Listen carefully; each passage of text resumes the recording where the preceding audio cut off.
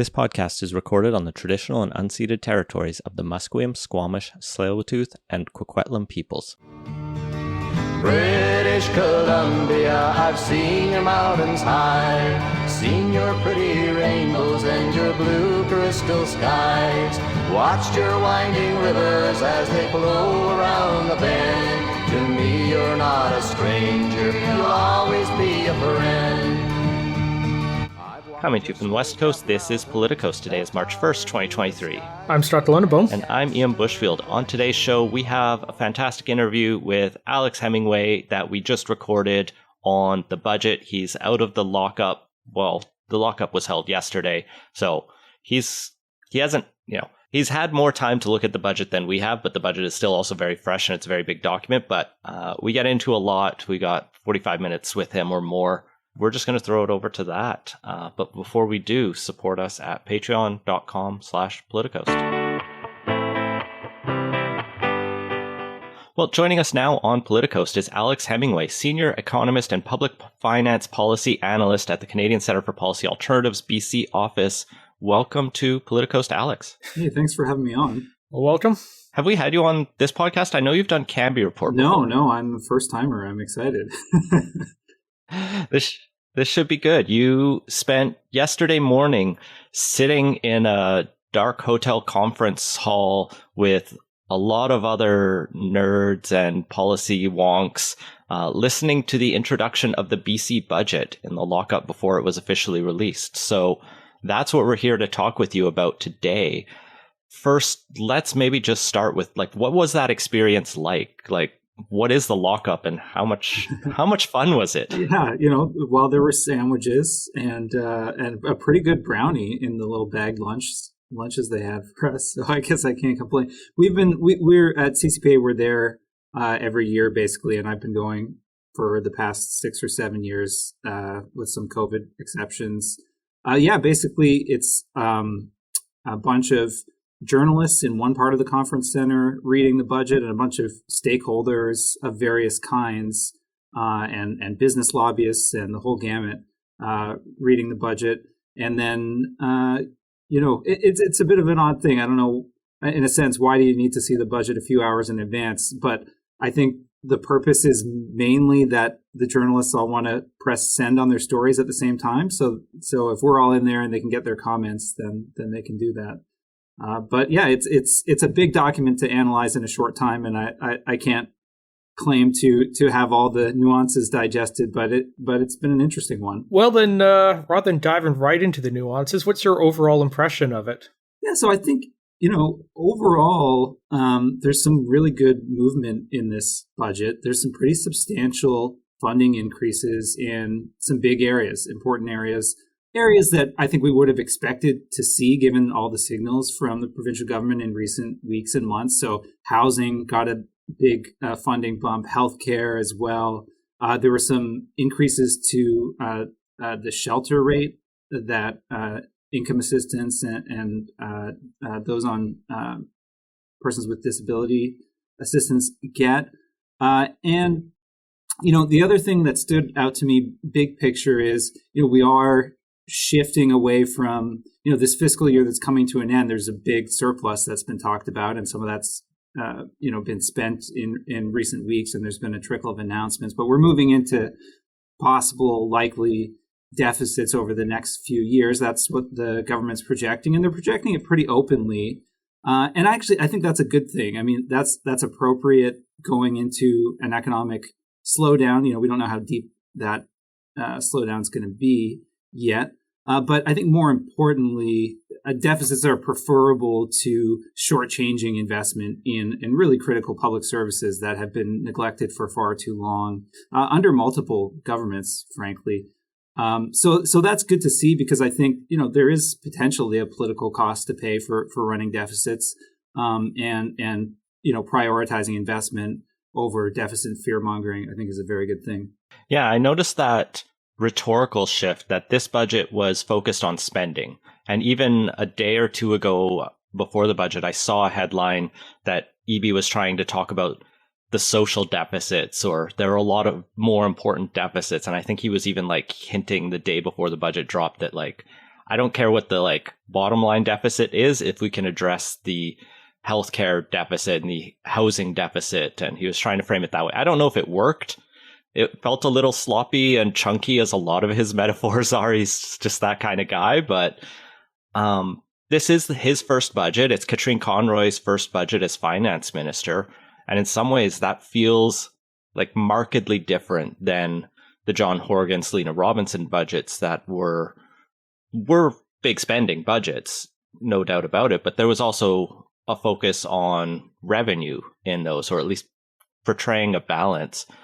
I think the question I want to bring here, though, is one of the things we've seen with budgets here in BC, but also across the country, is assumptions that work in the government's favor over the long term. So it'll start with a big deficit, but then like 6 months down the road, it's like, oh, magically it's gone and we have a surplus. How, like, you've looked at a lot of these budgets and you're the policy economist wonk here. How trustworthy do you see the assumptions baked into this? Yeah, so that pattern that you're talking about, we've seen over many years, back to the BC Liberals through the BC NDP years, of trying to create a year-end pleasant surprise, whether it's a smaller deficit or a surplus. And that comes in a bunch of forms. That's baked into the budget in various ways. One is, and this just seems to be something that the Ministry of Finance civil service staff do. Of course, with political direction, but it hadn't really changed much with the change of government. They bake in assumptions that economic growth is going to be a bit slower than the private sector forecasters are saying at any given point in time. But they also bake in very large contingency funds of various kinds and forecast allowances. Those have really increased over the past several years. They increased a lot under the NDP, actually. So to the point where they're multi-billion dollars per year. Now, there's some justification for that, I think, in the sense that, certainly through the pandemic, you can point to a lot of uncertainty that justifies putting aside contingency funds. I think, the challenge with that is that it, can create, in my view, a kind of overly conservative budgeting process that actually biases against public spending when that's underspending has been a big problem. Okay, but you're asking, what does that look like in budget 2023? There are still large contingency funds in this budget. One shift I noticed, though, is that there's less entirely generalized and unallocated contingency funds, and there's a bunch of smaller contingency funds that are at least notionally allocated to different areas where there's going to be uncertainty. So a bunch of it, actually, about half of them, of those contingency funds for any given year, relate to public sector worker contracts that are still outstanding. So yeah, a lot of that's going to get used up. So that's reasonable. There's some attached to Clean BC. And then there's about $1 billion or $1.5 billion per year in general contingency funds. So that's still baked in. And when you add all of those together, they are more than the projected deficits over the next few years as well. So we'll see where that lands us at year end. I did also notice that the revenue is forecasted to drop by a fair amount this year, both on like personal income taxes, a lot on the corporate side, revenue or economic growth. They really have slowing down in here. So I don't know how accurate those projections are, but you do get the sense they're being pretty conservative on where that's going. Yeah, and a lot of those revenue projections hinge on the economic growth projections, and they're fairly consistent in projecting overall GDP growth at about 0.1% less than whatever the Economic Forecast Council has said in its most recent advice to government. So that affects the revenue projections. But with the inflationary environment, that's put a lot of volatility on the revenue side. So that part of why we ended up with this massive surplus for the fiscal year that's coming to an end. It was about $5.7 billion going into the budget. Now they've whittled it down to about $3.6 billion. Had to do with higher than expected tax revenues. That can come in the form of, sorry, I'm going down a really wonky rabbit hole here, but there's sometimes like prior year adjustments to the income tax revenues in the budget. So those end up being one-off increases. That's part of the giant surplus. But some of it was increases to the ongoing income tax base that will roll over year to year. But to your point, Scott, economic growth is slowing, and we would expect tax revenue growth to slow with that. But there is a lot of uncertainty year to year to how that's going to play out. That rolls into the question I wanted to ask around revenue before we get into the nitty gritty of the spending that's in here. There is a lot of new spending, but as far as I can tell, there's no new revenue streams. And so how is this budget sustainable long term? Is it purely just hoping they grow the economy and tax base that it covers the new spending? Or are they just hoping the deficit for this year is mostly just that the economy is going to be bad and then it'll just go away? Yeah, it's an interesting question. So there is some source of new revenue, which is the carbon tax increasing each year. Now, a bunch of that's going to go straight back out the door in the form of increased climate action tax credit. So, but some of it is going to stay and hopefully go to spending on dealing with the climate crisis. My view of it is, so one of the metrics I like to look at is, where is spending at but this will get back to your revenue question. Where is spending at as a share of GDP, as a share of our total economic output in a given year? And, we saw a big decline in that measure under the BC Liberal government, and it didn't really recover under the early years of the Horgan government. And then, it's a volatile measure, so it spiked during the pandemic. There was lots of temporary spending and an economic downturn. But it's interesting. So it's leveling off again at a slightly higher level, higher spending as a share of GDP than was the case prior to the pandemic. Still far lower than it was 25 years ago, but there is it looks more like a small structural increase in spending than we saw in the Horgan years. Okay, so how do you fund that? I think, you can partly fund that through, the economy picking back up when it does. But ultimately, and it's fine to run, small deficits for a few years. That's not really significant from an economic point of view. But ultimately, yeah, you want to need to raise additional revenue if you're going to increase public investment. And, we do have room to do that in this province, but that's not particularly on the agenda. I haven't seen any signal of that from this government, but, at CCPA, we have plenty of ideas about how to do that. We could get into that if you want. Well, let's kind of dive into the main sections of the budget in terms of what the program allocation is and the new spending announced. And right off the bat, they lead off with healthcare as the big one on there. So what's in the budget healthcare-wise? Yeah, so in terms of healthcare, there's a pretty significant funding increase. We're talking about $6.3 billion over 3 years. And, every year is record funding for everything usually. So that doesn't necessarily tell you anything in of itself. But if you sort of look at the year over year graphs, it is a significant increase. And that's going towards a number of things, some of which we heard about pre-budget. One is the funding for cancer care. That ends up being $270 million in the 3-year budget plan. And, they've got a longer plan for that as well. There's $1 billion to deal with the staffing shortages, right? So going towards recruitment of healthcare workers, retention, training of various kinds. And then one of the other big items there is a little over $1 billion to pay for the new payment model for family doctors, which was announced late last year. And that's necessary. There was a need for reform of that model, although, in my view, it falls down a bit in that it's not geared towards building out an expanded community health center model in our primary care system, which, that whole idea of team-based care delivered through not-for-profit community health centers is it is an evidence-based model of how to do primary care well. We still have quite a doctor-centered model in place here. It's a bit disappointing, over the past 6 years to not see community health centers prioritized. And then the other big one, and I'll stop going on the health file, is mental health addictions and treatment services, $867 million over 3 years. So more treatment beds for addictions. They're talking about, I'm basically quoting here, a new model of seamless care to support people through their entire recovery journey.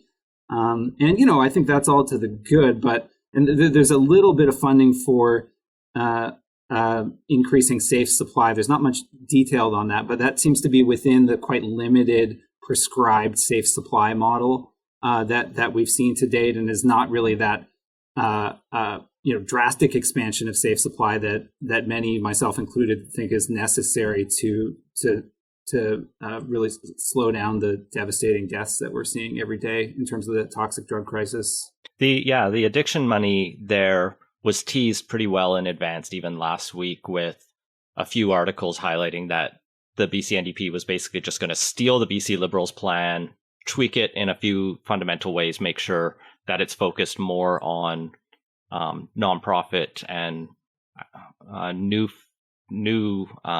treatment beds rather than just waiving fees on all existing, often for-profit or unregulated beds. And, there's ideological arguments we could have there. But I think most people have recognized that a lot more needs to be done on all fronts of this crisis, as you were just alluding to.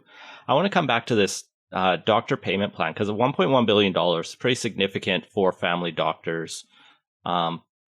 Is this mostly just covering like the existing number of doctors that we have with just better remuneration, or are they hoping this new plan will attract new family doctors and see more, like, is this paying for more doctors essentially, or is it just giving the existing ones more money? Yeah, it's a good question. I think the intention is certainly both. Like, there's a recognition there that we need to stop hemorrhaging doctors from the system, and there's obviously a shortage, and so we need to bring new doctors in. I haven't pored over the details of sort of how that comes out in the wash in terms of the dollars, but it is.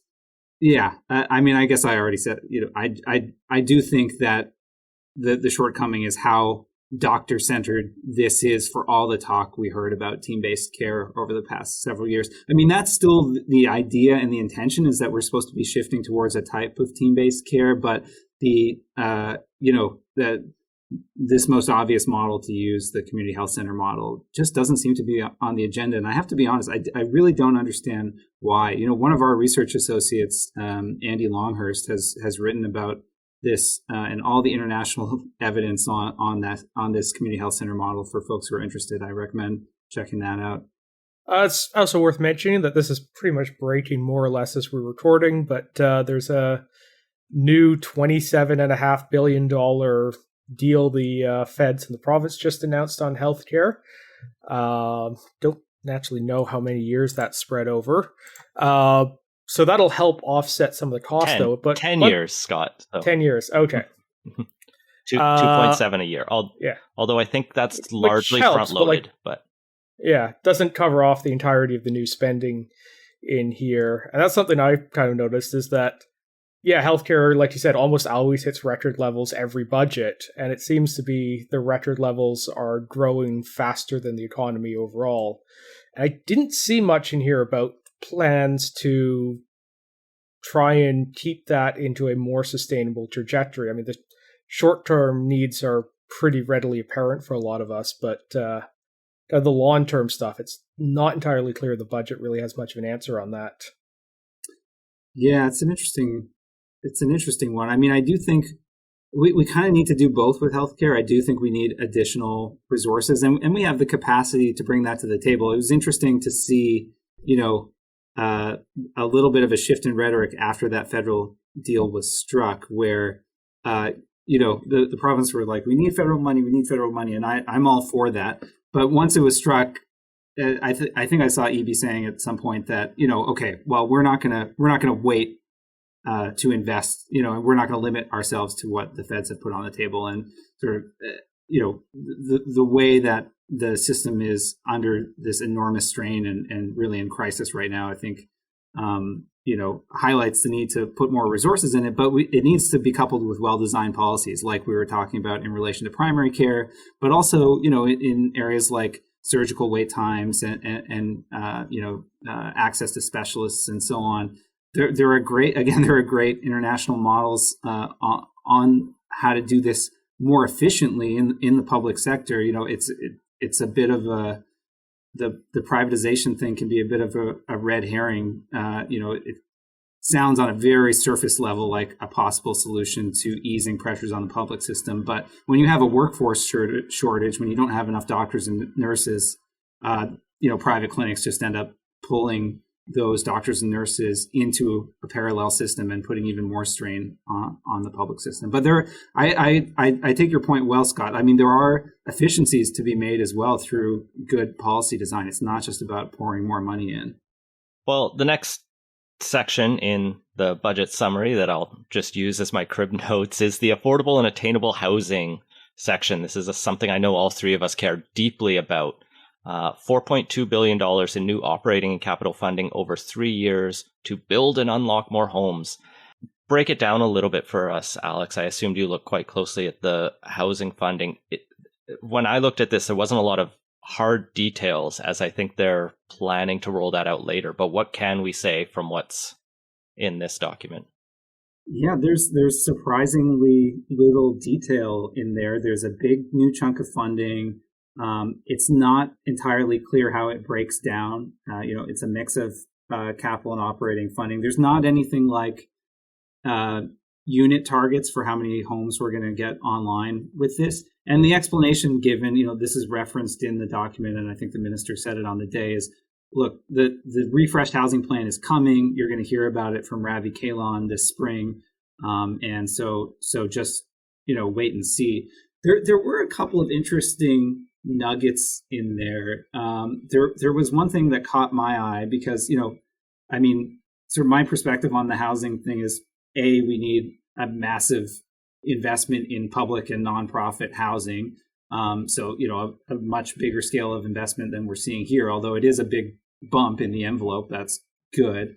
And the other piece is just addressing the overall housing shortage and some of the municipal level roadblocks to housing in the form of zoning. So in the budget, there is $57 million. The sentence explaining it says $57 million to unlock more homes through new residential zoning measures and by reducing the time and cost associated with local government approval processes. So I thought that was interesting. I mean, we have heard, listeners may have heard about the provincial announcements about shortening provincial permitting times for housing. Most of those barriers are municipal, but province wants to get its act together too. But that bit about unlocking new residential zoning measures from the province, that's an interesting one. You don't usually hear the province talking about zoning. So I don't know if that's going to go to implementation of the Housing Supply Act that they passed late last year. But that was a little nugget of things encouraging. But I feel like I'm kind of in a holding pattern about evaluating this budget on the housing front because the details aren't there. Yeah, because that sentence goes on to say, by reducing time and costs associated with local government approval process. And it's not clear what shoveling $57 million that's necessarily going to do. As far as I can tell, City of Vancouver, the problem isn't a lack of funding for the city planning department. It's process-based. And the resources are there to make things go faster if they need to be already. I mean, the province could directly just hire larger planning departments, I guess, to support the cumbersome processes. Even a cumbersome process with more people operating it can move a little bit faster. But I don't think any of us are thinking that's what's going to come through. So yeah, and it's kind of unfortunate because, it's great to see more money in here. But if you push money towards a system that's designed to be slow and cumbersome to build housing, you're probably not going to build all that much all that quickly, even with the more funds. Yeah, I'm curious what they're going to find with the provincial permitting reforms they announced. They're sort of got this single window model. So project proponents for housing are supposed to be able to come to one-stop shop for their provincial permits for projects where that's relevant. And I wonder if one thing they're trying to do with that is use it as a kind of demonstration project to suggest that municipalities set up that kind of one-stop shop. And I don't know on the ground, I don't know how it works well enough. I don't know if you folks do in terms of, if you're going to set up that type of system, does that require additional staff and resources, or can you just reorganize it so it works better? And especially, in an environment where a lot of us would say we need to be substantially increasing housing approvals, there's just going to be more projects through the pipeline. Maybe there is a case that you need to reorganize. And the other thing that funding. I think is an easier win and to get housing out of this is their focus on transit-oriented development, and especially on the promise of thousands of new units of student housing. I know one of the things the government has done is unlocked the ability of universities to access funds to build student housing. And I think that's been relatively successful. And I'm like, it's not the broader solution, but there is like an acute crisis on campuses for students, and just seeing a bit more money to help build student housing, I think is a pretty good win, and just like such low hanging fruit. Yeah, it makes sense to me. I haven't followed that in depth, but if you're UBC and you have this incredibly valuable land, things follow pretty obviously from that in terms of building some housing on it. And of course, we're finally getting something approaching the renter's rebate out of here. A little different, but there's a new tax credit they've released on that. Yeah, so the renter's rebate has ended up taking the form of an income-tested refundable tax credit. So tax credit where, even if you don't have enough income to pay tax, you can still get value out of it. That's the refundable portion. Valued as originally discussed at $400 per year for households with incomes up to $60,000. So that, definitely income tested there. You'll get a partial credit up to $80,000 household income. It's good, I guess. It's always been a bit of a Band-Aid idea. And, the crisis is bad enough that maybe you do need a Band-Aid on top of everything else. But ultimately, it's going to get swallowed up pretty quickly by rent increases if we don't get the underlying crisis under control. I mean, the other thing, and I'm sure you guys have been thinking about this too, is that stands out is, okay, we've got this renter's rebate. The outlay is $300 million per year. Compare that to the homeowner grants, $900 million a year, not income tested, and pays a higher amount, pays $570 as the base amount. So that inequity remains. Yeah, I was going to say, I've always kind of viewed the renter's rebate promise as a half-assed attempt to bring equity with the homeowner grant. But I mean, the homeowner grant is quasi-wealth tested in that not every house qualifies. Yeah, it's what, like it's 1.8? I think it's over 2 million now, isn't it? Or yeah, it might even be up to 2 now. Can't recall off the top of my head, but most houses qualify. Yeah, you have to be you're basically a multimillionaire by the time you get to no longer qualify for that. Yeah, totally. And I think the formula works that 91 or 92%. That was the 95th percentile. Will always get it. Or is it 95th? Yeah, somewhere up there. And so they just keep raising the threshold. Yeah, about 2 million now. Right? I did look up earlier the Bank of Canada's inflation estimator that a $400 rebate in 2017 would be worth $475 now. So they've shortchanged. And I think it'd be more accurate to just use it against rent increases over that time.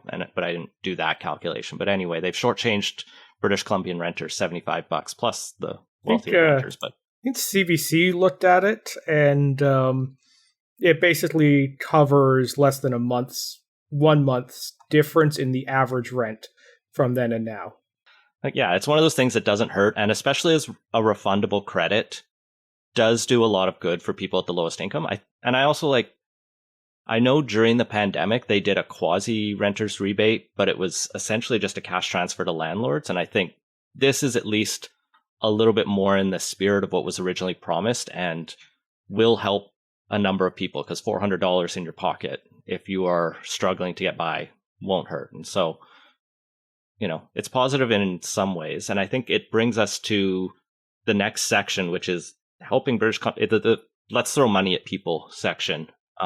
This, inflation is bad, and so we're going to take every tax credit we have and boost it, as far as I can read. Yeah, I guess it's a good time to talk about the increase to the shelter rate for people getting income assistance and disability, which we touched on at the top. So the good thing with the renter's benefit is that's going to stack on top of the increase to the shelter rate. So, I mean, I think the shelter rate had become kind of an embarrassment for the government. $375 was the shelter allowance under income assistance and disability.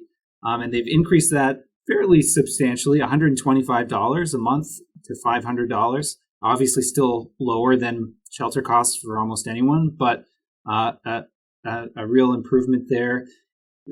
So it's good. It's great to see more income for people on assistance and on receiving disability benefits.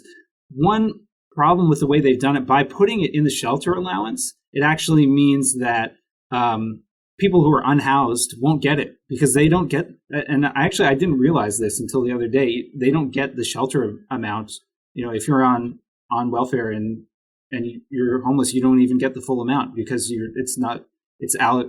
really has to go to your shelter costs quite directly, apparently. So that's a bit unfortunate, but I was surprised to see, we were looking for an increase on income assistance, and I was happily surprised to see something fairly substantial there. But of course, it's still far below the poverty line. So that remains a big problem. Yeah, hit up your highlights. Do you want to go through some of the other ones? There's a long list.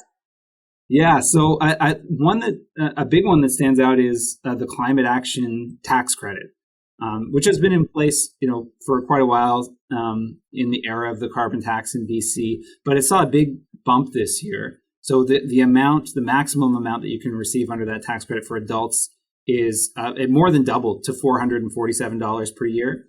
And per child doubled to $111 per year. So that's big. I mean, these are all income tested as well. And they've also announced that as the carbon tax increases, it's going to increase by $15 a year going ahead in line with federal requirements. The tax credit itself will continue to increase. And they provided some interesting estimates about sort of where they're headed with this.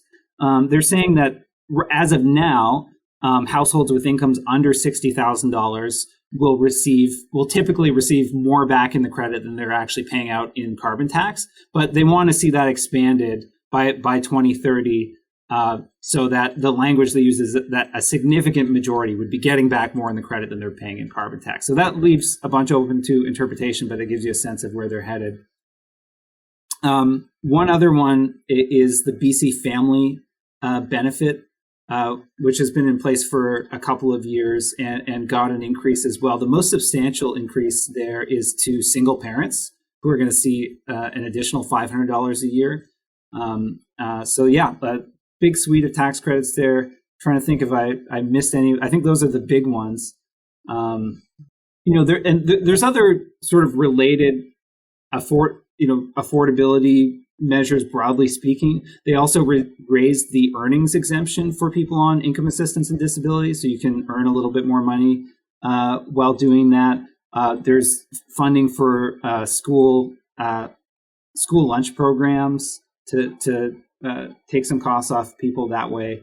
And there's other smaller supplements for those on lower incomes, but unfortunately still not stacking up to bringing a lot of people above the poverty line. I know one of the big announcements, or one of the announcements in there that a few of my friends, including Teal Phelps Bondaroff, who I work with at the Humanist Association at times, that he's been lobbying for years on, is the free prescription contraception pledge, which is finally in there, meaning as of April 1st, the pill, IUDs, and Plan B, I believe, are all going to be fully covered by the provincial government, which is a huge win and will save, women and non-binary people a lot of money if they are on birth control.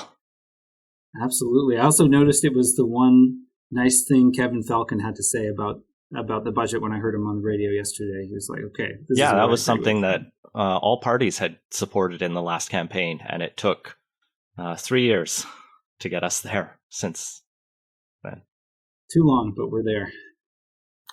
The other big thing I noticed that kind of stood out, and was probably the thing that's, I would say, the biggest departure from what you would guess a stereotypical NDP budget was, is they're also putting a fair bit of money towards public safety spending here, particularly $230 million to hire up to 256 RCMP officers, as well as providing more funding for dedicated investigation teams.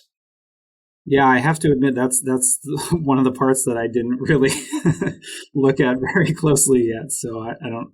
Sorry, I don't have anything to say on that one. It is interesting to see them try and walk a line with the rhetoric around public safety and while putting more resources into policing, which is not something I would particularly support, trying to couch it in terms of getting at root causes and addressing underlying poverty. So that's been interesting. I think the funding sort of here, I don't think I think it's like new funding, but it was funding that was announced earlier. I think this is largely tied to that Safer Communities Action Plan that EB announced shortly after being elected or named leader. So I think this is realizing those announcements, and I'm not sure if it's actually new.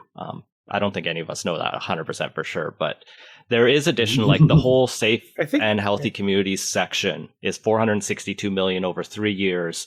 That includes the 230 that you talked about, Scott, for RCMP officers. And I remember him talking about hiring more RCMP officers, and maybe they hadn't named the exact numbers then. Vaguely feels like that's a higher number than they had before, it might be. I can't recall. Yeah, there's also but yeah, there's on expanding Indigenous justice centers, expanding support for the Human Rights Tribunal and Independent Investigations Office, and some money to modernize the Police Act, which would be interesting. Yeah, $25 million for that. So. Maybe you did pay a bit more attention, Alex, to the clean economy section and the environment. You mentioned the increase to the carbon tax. What else are we doing? Is there a lot in here in specific terms on climate? I only skimmed it a little bit. There didn't seem to be. I talked to a few climate-focused folks in the lockup as well. The carbon tax seems to be the centerpiece of the climate plan still. There were a smattering of other climate measures in there. A couple of them are, and a couple of good ones, like $100 million over 3 years for active transportation investment, which is obviously more than climate policy, but it is climate policy. And there was a fair amount on the adaptation and emergency response side. So they're putting aside an extra $100 million a year in capital funding to replace infrastructure damaged by climate emergencies, and $85 million for emergency response planning. I used to be more plugged into climate and worked on fossil fuel divestment at UBC. It certainly seems from the people that I've talked to that we're not there yet in terms of meeting our climate commitments. Definitely not in terms of facing up to the scale and urgency of the climate crisis in terms of the funding that's on the table for climate change and squaring the LNG ambitions of the province with our climate targets. I recall there was maybe some shift in rhetoric from the premier around that in terms of saying that LNG expansion would have to fit in the climate plan. So it'd be interesting to see how that policy plays out, and particularly after everything that went on with the leadership race too. So we covered off kind of the main segments that got the highlights and a section in the table of contents, more or less. But there's also a bunch of ministries that didn't get a huge amount of focus. I don't see really an education section highlighted there, which is a little unusual for a budget. But kind of, what's your broad take on kind of what's there, what's missing, and kind of what are the gaps in this budget? Mm-hmm. Yeah, I mean, and we've talked about some of them in terms of the details on housing or bringing income assistance rates up higher. But one thing that was interesting, it appeared to be missing in the budget, but maybe actually isn't, is childcare. There's no section on childcare, but the explanation seemed to be that it was all announced last year. There were multi-year funding commitments announced last year and a framework and plan for bringing new spaces online. It's just going to be critical to see the follow through on that. Anyone who's tried to look for childcare knows that fees may be cut, but spaces are incredibly hard to find. And we need a workforce plan. We have a workforce plan for healthcare. We need a workforce plan for childcare. There is a promise in place to bring in a province-wide wage grid for early childhood educators. which is something that the Child Care Coalition has been calling for and is badly needed. But you don't just need a grid; you need a grid that's set high enough to actually recruit workers into this sector. And it's a very gendered sector too, so there's a big equity question there in terms of the wages. And similarly, on the K-12 education, that's another area where there's a workforce challenge, right? There's teacher shortages. And as far as I can tell, and from talking to some of the education folks in the lockup, there's nothing there to address that recruitment and retention challenge, aside from the fact that the teachers did sign, an improved contract.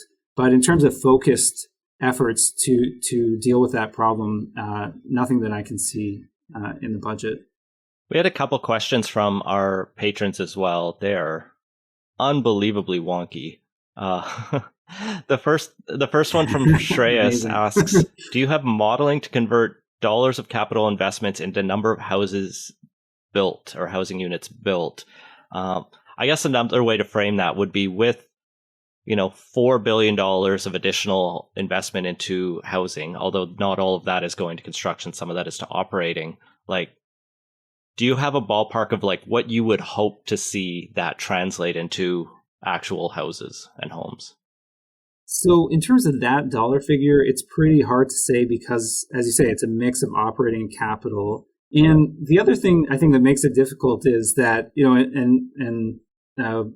we've published a report on this at CCPA. There is a way of looking at public investment in housing where, you do it on a self-financing basis, essentially. You try and cover the interest costs of the upfront capital borrowing with the rents that are coming in and maybe set rents a little bit below market, foregoing the profit that a private rental developer might do and taking advantage of your lower interest rates. So by that metric, if you're building a bunch of, say, middle-class rental housing on that model, and then you're trying to layer in some of this money to achieve deeper affordability in some of those units, that money can go a lot further. So that's why I'm really curious to see, one thing that didn't appear in the budget was the BC Builds program that EB has been talking about. And I guess that's still to come, right? And so I'm very curious to see in the sort of bullet point version of that policy that they put out there, there was some indication that they might be interested in that kind of model that I was just describing.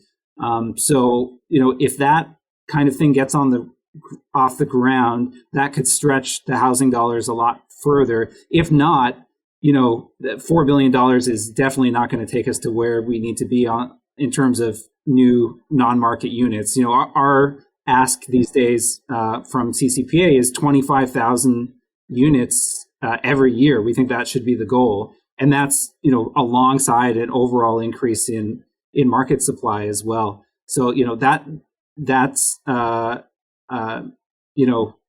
big changes would be needed to get there. And I think, like you guys and the listeners, are waiting with eager anticipation for Ravi Kalan's plan.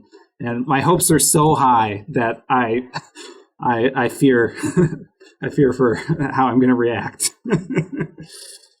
And the other patron question from Nick is, do you know any ROI comparative analysis of different types of transportation investment, aka bike lanes versus buses versus SkyTrains?